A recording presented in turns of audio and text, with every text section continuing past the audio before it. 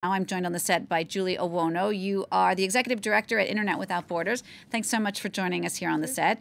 What was it like for you watching the campaign and the run-up to this vote unfold here? What were your thoughts on the situation in Cameroon ahead of the vote on Sunday? Well, there was a sort of dichotomy because on the one hand, there is indeed the Anglophone crisis, which has been plaguing the country for the past 2 years.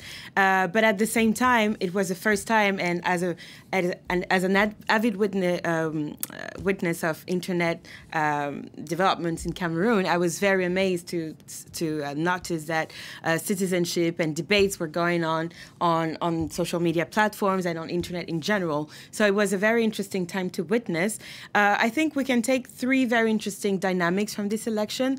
The first one is that it's the first time that a coalition was formed in order to try to beat the incumbent, who is also the president, Paul Biya.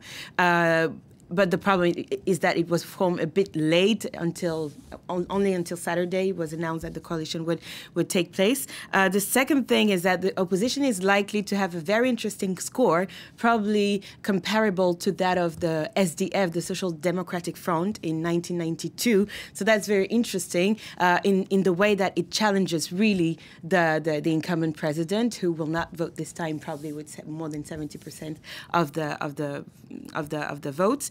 And last but not least, we should not forget that the voter turnout was very low. Some figures that I've seen are mentioning 50% only of voter turnout, which is quite low, and which indeed reminds us that the country is at crisis in the northwest and southwest regions, but also in the northern part of the country with the Boko Haram threat. So these are very interesting dynamics to mention. Now, the government had said that it was going to make provisions for some of these displaced voters from the Anglophone part of Cameroon, despite these threats from the separatists. Were those provisions made? Did those people get to vote? From what we've seen, for instance, in a city like Buea, which was almost empty, latest report talked about 100,000 people who had fled the city of Buea.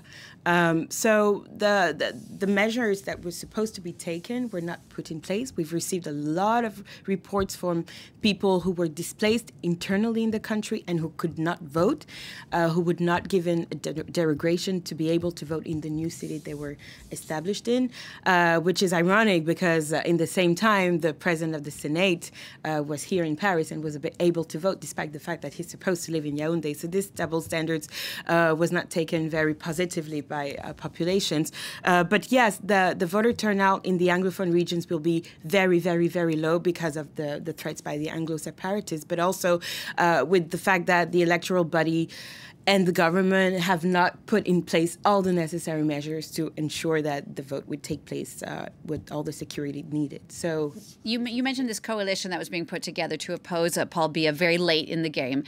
Do you think that will be enough indeed to beat him? Paul Biya, to be honest, is likely to win. I mean, we'll see the figures when they come out, but the CPDM, so the presidential party, is a historical party.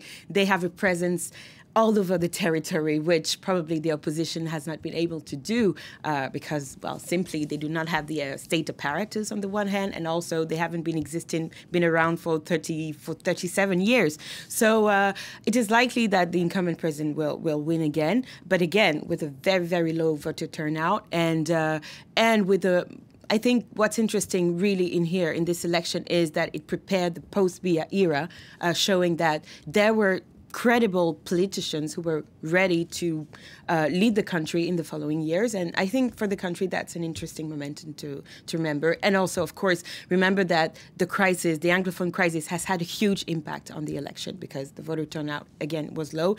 And it has increased probably the distrust towards the ability of the CPDM, the presidential party, and the president to deal with very serious issues in the country. Julie, thank you so much for coming in to speak to us. Julie Owono there, the Executive Director of Internet Without Borders. Thanks so much.